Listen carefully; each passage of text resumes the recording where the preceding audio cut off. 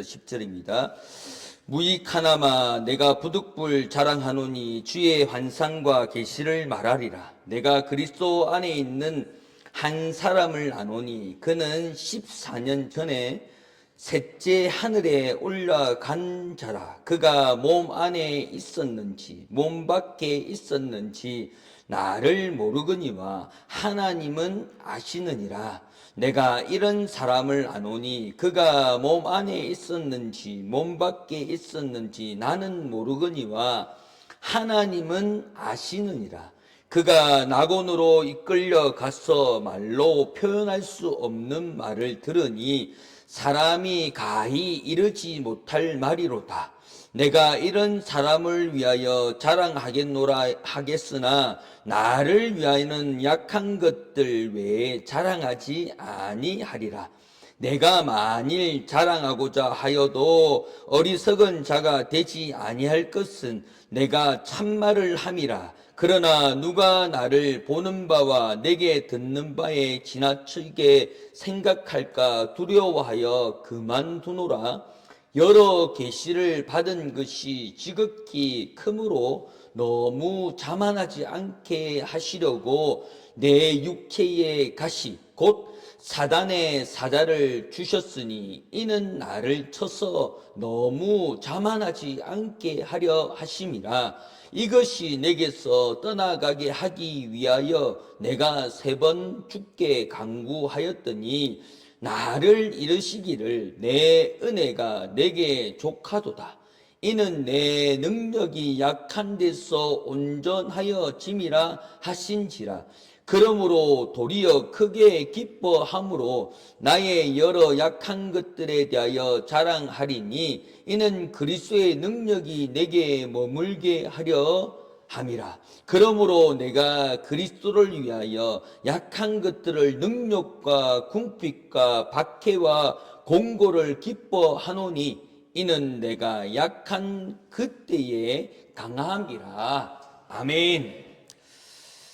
약한 데서 강하여지는 복음이라는 제목으로 말씀을 나누고자 합니다. 우리 옆 사람과 한번 인사하겠습니다. 믿음대로 됩니다. 말하는 대로 됩니다. 기도하는 대로 됩니다. 말하는 대로, 기도하는 대로, 믿음대로 될 줄 믿습니다. 아멘. 인간은 태생으로 강한 것을 숭배하게 되어 있더라는 겁니다. 세포에 연구하는 연구자들이 이 세포가 무엇을 의지하려고 하는 세포가 있대요.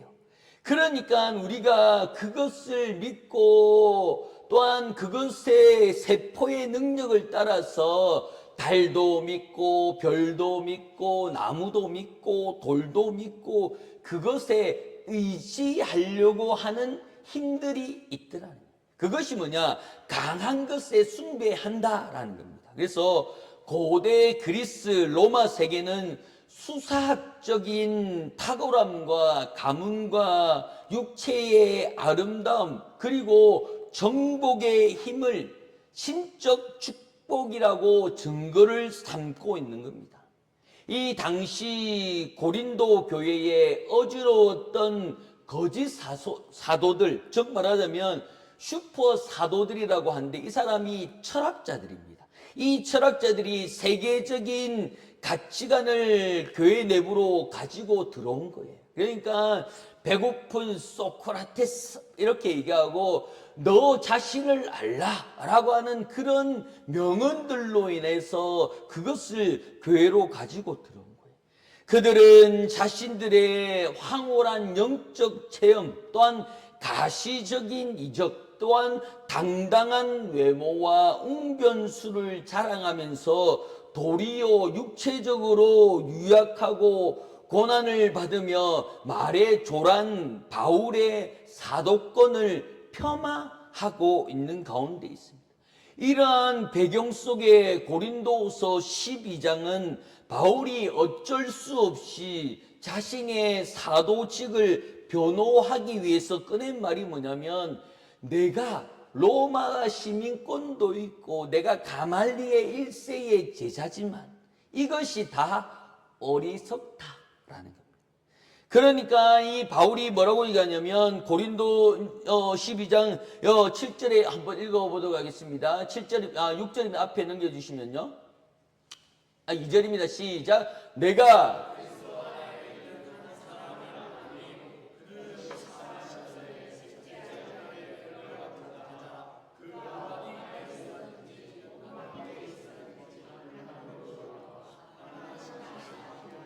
아멘. 14년 전에 셋째 하늘로 끌려갔대. 그러니 세상 사람들은 셋째 하늘이라고 얘기하면 사람이 하늘로 갔다고? 하늘에 날지도 못하는데 하늘에 갔다고? 말도 안 되는 거짓말이라고 얘기하는데, 여기서 중요한 것이 뭐냐면 사도 바울이 하늘에 천국에 갔다라고 얘기하는 것이 아니라 셋째 하늘에 갔대요. 그런데 이 셋째 하늘이 뭐냐라고 우리가 볼 수 있는 것이 뭐냐면, 우리가 보이는 파란 하늘을 영어로 스카이라고 얘기를 합니다. 그리고 그 스카이 다음에 우주를 코스모스라고 얘기를 하거든요. 그런데 그 다음이 뭐냐? 헤븐이에요, 헤븐. 이 헤븐이 뭐냐? 천국이라는 거예요, 천국. 그러니까 이 사도 바울이 그때 당시에 셋째 하늘로 올라갔다라고 얘기하는 것은 천국에 갔다라는 거예요. 천국에 갔다는 것을 얘기하면서 내가 몸 안에 있었는지 몸 밖에 있는지 내가 알 수 없지만, 즉 입신이 들었다는 거예요. 입신이 든 가운데 셋째 하늘로 올라갔다는 것을 그 사도들에게, 거짓 사도들에게 얘기하고 있습니다. 그러면서 만약 영광의 신학을 따르는 자들이었다면 그 신비적인 영적 권위를 공교하게 스펙으로 드러낼 것이, 나 셋째 하늘 다녀온 사람이야. 너희들 셋째 하늘 가봤어? 스카이 아니야, 코스모스 아니야, 헤븐, 천국에 갔다 온 사람이야. 나를 믿어 라고 얘기할 수 있는데, 이 사도 바울은 하도 그 거짓 사도들이 거짓을 말하니까 그 거짓을 말하는 것에 대해서 내가 셋째 하늘 갔다 온 사람이야. 그러니까 너희들이 말하는 것이 아니야 라는 것을 드러내는데, 왜 그것을 스펙으로 드러내지 않느냐고 얘기하는 것은, 바울이 곧바로 반전을 펴하는데, 하나님의 영광을 자랑하는 대신에 이 자신을 땅바닥에 내팽겨쳐진 고통의 육체의 가시를 자랑하기 시작한 겁니다. 여기서 복음의 거대한 역설이 발생되는데, 바울이 제시하는 기독교의 핵심 원리인 인간이 스스로 강함을 증명하여 하나님께 이르는 것이 아니라, 하나님 자신이, 인간의 자신이 약함으로 그 하나님의 은혜에 머물러 산다라는 것을 십자가 신학을 드러내고 있는 가운데 있더라는 거예요. 예, 7절 말씀에 이렇게 말씀합니다. 7절입니다. 시작. 여러 계시를 받은 것이 지극히 크므로 너무 자만하지 않게 하시려고 내 육체 가시 곧 사단의 사자를 주셨으니, 이는 나를 쳐서 자만하지 않게 하려 하심이라. 아멘. 바울은 자신이 받은 계시가 너무나 크고 엄청나기 때문에 인간적으로 교만할 수밖에 없는 거예요. 빠질 수밖에 없는 거예요. 그러니 자신의 육체의 가시에 머물렀다라는 거예요. 하나님께서 나를 서울대로 안 보내신 것은 교만할까봐 그런 거예요. 안 믿으시는데 공부도 못하면서 무슨 서울대 갈 거냐라고 비우실 수 있는데, 저는 그렇게 생각합니다. 내가 공부 잘했으면 얼마나 교만했겠냐는 거예요. 제가 얼마나 공부 잘했으면 지금도 홍대에서 놀면서 부비부비 하면서 하나님 떠나고 있었을 거예요. 그런데 적당하게 공부하게 하고 적당하게 세운 것은 교만함이 없도록 만들어 가신다는 거예요. 그러니 이 사도 바울이 주목해야 할 것이 뭐냐? 너무 자만하지 않게 하려 하심이라 말씀합니다. 이것이 헬라어 본문에 내포하는 것이 뭐냐면, 바울이 가시를 허락하신 구체적인 주체는 하나님이라는 것을 드러내는 겁니다. 내가 시험을 받아서 가시가 있는 것이 아니라, 내가 예배를 안 드려서 가시가 있는 것이 아니라, 내가 믿음이 작아서 가시가 있고 이 자리에서 어려움을 겪는 것이 아니라 하나님께서 주셨다라는 거예요. 이 육체의 가시라고 하는 것은 스콜로프라고 하는 헬라어에서 나오는 건데, 이것이 단순한 장비의 가시의 작은 찌름이 아니라 몸통을 관통하는 말뚝이나 창을 의미하는 겁니다. 그러니 학자들은 이것이 심각한 이 사도 바울에게는 안질이나 간질이나 말라리아나 만성적인 육체적인 질병을 추정할 수 있더라는 겁니다. 그리고 이 사단의 사자라고 얘기하는 것은, 하나님은 이 가시를 통해서 사단의 활동을 이용하는 겁니다. 즉 허용했다라는 겁니다. 왜? 욥기에 보면 사단이 하나님의 주권 아래에 있음을 우리가 알 수 있는 것처럼, 욥이 시험할 수 있었던 것처럼, 바울의 가시는 하나님의 거대한 섭리 가운데 통제되어 있는 사단의 가시라는 겁니다. 그래서 신학적으로 이 가시는 바울을 파멸시키기 위해서 형벌하는 것이 아니라 그를 거룩하게 보존하기 위한 예방적인 은혜, 즉 예방 접종의 역할들이라는 거예요. 그래서 영적 체험이 깊으면 깊어질수록 인간은 자기를 모르게 신의 자리를 탐해내는 겁니다. 그러니 그 뱀이, 그 사단이 그 아담을 꼬실 때 어떻게 합니까? 이거 먹으면 죽는다 카드나. 그러니 이 아담이 하와가 그것을 먹으면 반드시 죽는다 라고 얘기하는 것이 아니라 죽는다 카드라 라고 얘기하는 거예요. 아니 직접 들었나? 그리고 먹어봤나? 죽는지 안 죽는지 봤나? 이거 먹으면 하나님처럼 된대. 그러니 하와가 눈이 동그래지는 거예요. 아니 이거 먹으면 죽는다 카던데? 라는 거예요. 믿음에 대해서 확신이 없으면 카던데라는 것에 휩쓸려 버리는 거예요. 그러니 사단이 서쪽 하나님 있으면 니는 동쪽 하나님 하면 될까? 저기 가서 모른 척하면 사람은 모를 거야. 저기 동쪽에 있는다고 했는데도 모를 거야 라고 하는 그 유혹에 빠져 들어가는 거예요.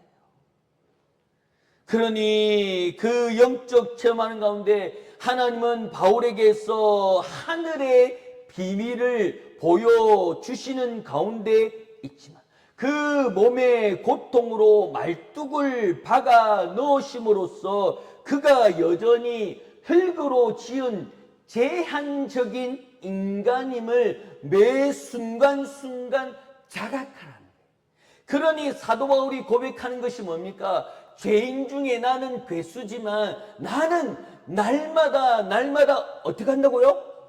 죽노라. 자신을 쳐서 내리고 내린다라니까. 하나님 높아지면 좀 어떻습니까? 하나님의 이름으로 높아지면 좀 제가 잘할 수 있고요, 어깨 펴고요, 큰 소리 빵빵 치고요, 잘하겠습니다 라고 얘기하지만 그 시뮬레이션이 번번이 실패한다는 거예요. 하나님의 이름으로 드러내지만 점점 인간의 박수와 환호에 물들어 버리는 것을 너무나도 잘 알기 때문에 이 사도 바울에게 사단의 가시가 육체의 가시로 인하여서 나는 하나님이 될 수 없고 그 영광은 오로지 하나님 것이라는 것을 인정하고 나아가는 겁니다. 어느 시골 들판에 아이가 연을 날리고 있습니다. 바람을 타고 그 연이, 가오리 연이 하늘 높이 올라가는 가운데 그 긴 꼬리가 고추장스러운 거예요. 그래서 연이 감정이 있었다면 이렇게 투덜거리지 않을까라는 겁니다. 아니, 내가 저 하늘, 저 아름다운 하늘을 자유롭게 날아가고 싶은데 왜 이렇게 무겁고 더러운 꼬리가 내 발목을 잡고 늘어지는 거야. 이 꼬리만 없으면 나는 우주 끝까지라도 날아갈 수 있을 텐데. 그런데 어느 한 현명한 노인이 이렇게 얘기합니다. 만일 가위로 그 고추정한 그 꼬리를 잘라버리는 순간 연은 중심을 잃고 공중에서 몇 번 거칠게 소용돌이 치다가 땅으로 곤두박질 칠 수밖에 없을 거야. 연의 긴 꼬리는 연을 비상하게 하는 그 방해물이 아니라 거센 바람 속에서 연이 뒤집히지 않도록 중심을 잡아주는 균형추의 역할들을 하고 있는 가운데 있더라는 거예요. 셋째 하늘 보기까지 더 높은 영적이 비상했던 바울이 교만할까봐, 광풍에 휩쓸릴까봐 하나님께서 육신의 가시의 무게추를 달아 놓았다는 겁니다. 내 삶에서 질병이 있습니까? 내 삶에서 어려움을 겪습니까? 내 뜻대로 되지 않습니까? 그것이 내 삶이 하나님 앞에 머물 수 있는 균형추가 되는 줄 믿습니다. 그 균형추 때문에 내가 기도하는 거예요. 내가 그 질병 때문에 주님 앞에 엎드리는 거예요. 내가 그 때문에 하나님 앞에 순종할 수밖에 없다라는 거예요. 8절의 말씀입니다. 8절입니다. 시작. 이것이 내게서 떠나가게. 아멘. 바울이 이 고통이 얼마나 극심했냐면요. 이렇게 설교하다가 갑자기 발작을 일으키고 막 발작을 일으키면서 입에 개거품을 무는 거예요. 그러면 여기 있는 성도님들이 아이고야, 저 병이라도 고치고 서지 저렇게 발작하면서 거기 앞에 서고 싶나? 하나님의 종이라고 하면서 저렇게 개거품 물면서 쓰러지는 것이 창피하지도 않나? 아이고 다른 교회 가자 막 하고 떠나버린 거예요. 그런데 그것이 균형추라는 거예요. 그런데 이것을 이 사도 바울이 하나님께 안 구했겠냐는, 3번이나 간구했다는 건데 여기에 3번은 단순한 횟수의 3회가 아닌 하나님께서 겟세마네 동산에서 그 땀방울이 핏방울이 되도록 그 무릎과 무릎 사이에 머리를 쳐박고 기도하고 간절히 구했던 3번의 부르짖음, 즉 철저하게 완전하게 기도에 전력 투구를 했다라는 의미를 가지고 있는 가운데 있습니다. 그러니 사역에 방해가 되는 육체의 질병을 고쳐달라는 기도는 정당해 보였고, 또한 복공 중에서도 반드시 응답해야 되는 제목 가운데 있더라는 겁니다. 왜? 하나님께서 사도 바울로 일으키고 다메섹에서 그 하나님을 만남을 통하여서 자신이 이제는 주를 위해 살겠다라고 했던 그 종에게 이 간질이 떠나지 않는 거예요. 얼마나 이것을 간절하게 기도했냐면요, 많은 사람 앞에서 창피를 당하는 것도 말이 아니지만 주의 종이라는 것에 대해서 인정을 하는 거예요. 그 병이나 고치고 온나 그러면서 그 골방에 들어가서 간절하게 기도했지만 그 간절하게 기도한 것이 이루어지느냐? 그렇지 않더라. 9절입니다. 9절 읽겠습니다. 시작. 나에게 이르기를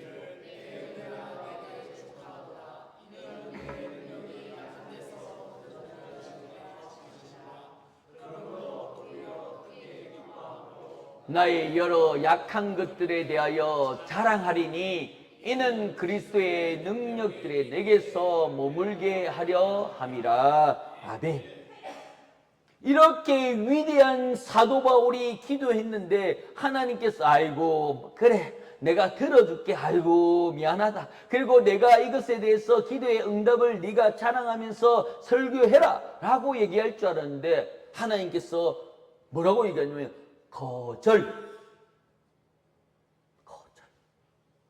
사도 바울이 3번을 간절하게 기도했는데 거절한 거예요.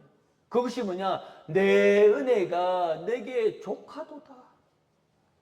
지금 이거 간질하는 걸로 족해라 라는 거예요. 아니 병을 고쳐줘야 되는데 하나님께서 거절한 거예요. 안 된다라는 거예요. 이 지금 상태로 족하다는 거예요. 아니 내가 지금 사역하는데 걸림돌이라니까요 라고 얘기하지만 하나님께서 거절한 거예요. 내 은혜가 내게 족하도다 라고 말씀하고 있습니다. 은혜의 자족성을 두고 주님의 은혜에 고난이 없는 상태가 아니라 고난이 존재함에도 불구하고 그들을 압도하고 남음이 있는 초자연적인 상태를 뜻하고 있는 가운데 있더라는 거예요.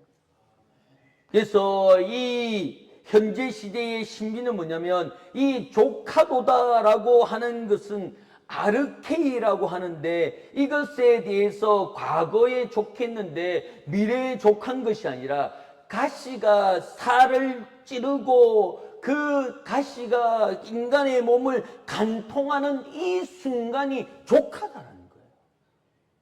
아니 인간의 몸에 있는 가시를 빼야 되고 관통하고 있는 것을 빼야 되는데 그 관통하고 있는 지금 고통 상태가 족하다라는 거예요.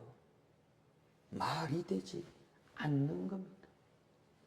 신학적으로 이 상황의 변화들을 추구하는 인간의 욕망을 뛰어넘어 존재의 변화를 촉구하는 하나님의 섭리가 여기 있더라는 거예요.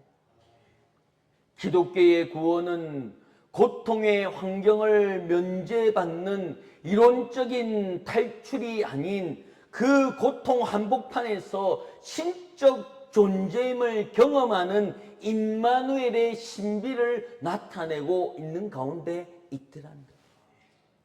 미국의 어느 프로에 보는데 그 회사 대표가 분장을 하고 그 사업체가 잘 하고 있는지 아니면 잘못되어 가고 있는지 현장 점검을 나가는 일들이 있습니다. 그런데 현장 점검에 가서 드라이브 스루에 그 사람들이 그 바쁜 시간에 오는 가운데 어느 한 사수가 한 번도 짜증을 내지 않고 한 번도 험한 말을 하지 않고 부드럽게 그리고 웃으면서 고객 응대를 너무나 잘 하는 거예요. 그 사장이 보면서 너무나도 그것이 신기한 거예요. 아니 짜증 한 번도 내지 않고 험한 말 한마디도 않고 8시간 동안 시종일관 웃으면서 좋은 말을 하는 거예요. 그래서 그 사장이 가서 사수에게 당신 힘들지 않으세요? 당신은 어렵지 않으세요? 왜 한마디에 이렇게 비속어도 안 쓰고 그렇게 해서 웃으면서 그렇게 일을 할 수 있습니까? 라고 얘기하니까 그분이 이런 얘기를 하는 거예요. 자기의 아들이 있는데 이름은 조던이래. 조던인데 그 아이는 눈이 안 보인대요. 눈이 안 보이는 그 아이에게는 오로지 목소리가 소통의 통로라는 거예요. 그래서 그 아빠가 그 아들에게 이 세상에서 제일 좋은 단어와 이 세상에서 제일 아름다운 말들로만 들려주고 싶다. 그 아이는 눈으로 소통하는 것이 아니라 귀로 들으면서 소통하기 때문에 그 아이에게 험한 비속어나 화내는 말들을 전하고 싶지 않다. 그러면서 그 아버지가 나는 다짐했어요. 그렇기 때문에 다른 사람들에게 험한 말을 할 수가 없고요. 다른 사람에게 짜증을 부릴 수 없는 것이 이 말이 우리 아들이 듣는 말이에요. 이 말이 우리 아들이 처음 듣는 아름다운 말들이 되는 거예요. 라는 얘기를 하는 거예요. 인간은 변할 수 없다. 그 한 가지 조건, 그 아들이 눈이 안 보이는 그 조건 하나로 자기는 이제 비속어, 자기는 짜증내는 말, 자기는 험한 말, 이런 말은 평생 쓰지 않으리라 다짐하는 순간 자기의 몸에서 변하는 그런 말들이 생각나지 않는다. 그런 것처럼 내 삶에서 주인, 내 삶에서 인류의 변한 그 하나님의 비법이 내 마음속에 들어오는 순간 이 사도 바울은 자신의 간질과 어려운 병들은 문제가 되지 않는 거예요. 자신이 가지고 있는 이 기도를 간절히 기도했지만 내 은혜가 족하다라는 하나님의 답변을 듣는 순간 다시는 그것을 두고 기도하지 않고 하나님의 능력을 따라 달려가고 있는 가운데 있습니다. 여기서 중요한 것이 인간이 철저하게 자신을 무능에 고백하고 손을 들 때 비로소 하나님의 능력이 온전하게 역사되는 줄 믿습니다. 인간의 약함이 하나님의 능력을 발휘할 수 있는 디바인 파워가 나타나는 줄 믿습니다. 온전하여 진 가운데 이 온전하여 졌다라고 하는 것 가운데 완성되었고 목표에 달성할 수 있다는 뜻을 가지고 있는 가운데 있습니다. 하나님의 능력은 인간의 자원이 고갈되는 시점에부터 시작되는 줄 믿습니다. 나의 내려놓는 순간부터 그 모든 일들이 일어나는 줄 믿습니다. 그러니까요, 제가 사역하는 가운데 우리 권사님들, 나이 많은 권사님들 가서 권사님들 찬양하고 기도하고 합니까? 아이고 목사님 이제 눈이 침침해서 성경을 못 읽어요. 찬송도 언제나 어떻습니까? 한 음으로 1장부터 600장까지 한 음으로 다 부르잖아요. 그런데 그때가 기도할 때라는 거예요. 젊은이들은 어떻습니까? KTX가 달려가는 것처럼 바쁘게 달려가요. 그리고 쉴 새 없이 달려가고 밤낮 없이 달려갑니다. 목사님, 저는 이제 집에서 하루 종일 집에 있으면서 별 할 게 없어요. 별 할 게 없는 게 아니고 그때가 가족들을 위해서 기도해 줄 때라는 거예요. 젊을 때는 바빴지만 지금은 여유가 있어서 기도할 수 있는데 그 기도하는 것이 꼼꼼하게 천천히 가면서 하나하나 아뢰면서 기도할 수 있는 절호의 찬스가 되는 줄 믿습니다. 그 천천히 걸어갈 때 느리다라고 얘기하는 것이 아니라 꽃도 보고요, 꽃 위에 있는 벌꿀도 보고요, 그 꽃 안에 있는 벌레도 보고요, 다 볼 수 있으면서 그 벌레 봤나? 그 벌꽃 봤나? 아니, 꽃밖에 못 봤는데? 라고 하지만 그것을 하나하나 일러줄 수 있는 시기라는 거예요. 그런 것처럼 하나님의 지금의 때에 내가 무엇을 할 수 있느냐? 모든 것을 할 수 있는 줄 믿습니다. 바울이 이 비밀에 깨닫는 순간 뭐라고 얘기하냐면 그러므로 도리어 크게 기뻐한다는, 아니 안질, 그 질병, 이 고질적인 부분에 대해서 질병을 가지고 있는데 기뻐한대요. 미친 사람 아니면 그렇게 할 수 있겠냐는 거예요. 그런데 하나님께서 말씀하시잖아요. 데살로니전서 5장 16절 항상 기뻐하라. 쉬지 말고 범사에 항상 기뻐하는 사람은 미친 사람 아니면 못 웃는다요. 머리에 귀리에 꽃 꽂는 사람만 웃는 거예요. 모든 것이 하고 웃고 다니고. 미친 거 아이가? 그러면 나는 예수 믿어서 하고 돌아다니는 거예요.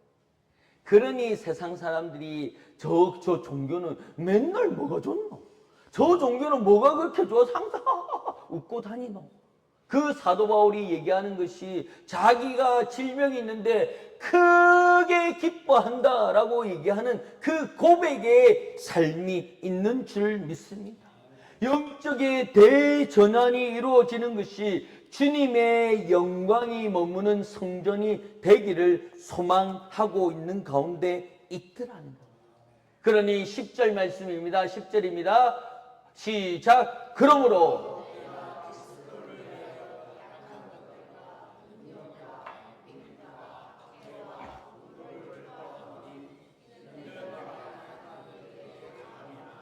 아멘. 내가 모든 것을 내어놓는 가운데 이는 내가 약하다라고 얘기할 때 그때에 강함이라 말씀하여 주시는 줄 믿습니다. 내가 기도할 수 있을 때, 내가 주님을 찾을 때에 강함이 나타나는 줄 믿습니다.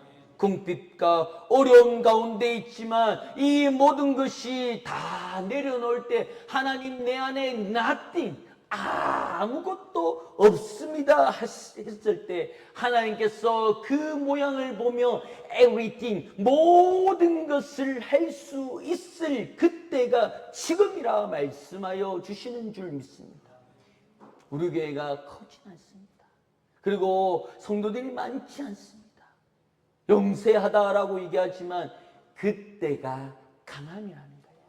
그때가 하나님이 만들어 가시고 채워 가시고 그리고 그 모형을 준비하고 있을 때라는 거예요.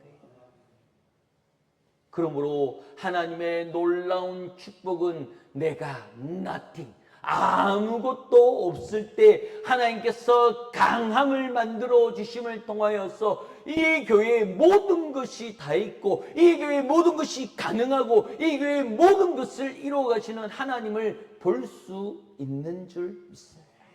그러므로 그 자리에서 내가 복음을 가지고 묵묵히 지켜나감을 통하여서 내 삶에서 하나님의 강함이 나타나는 귀한 은혜의 시간이 되기를 예수 이름으로 축원합니다.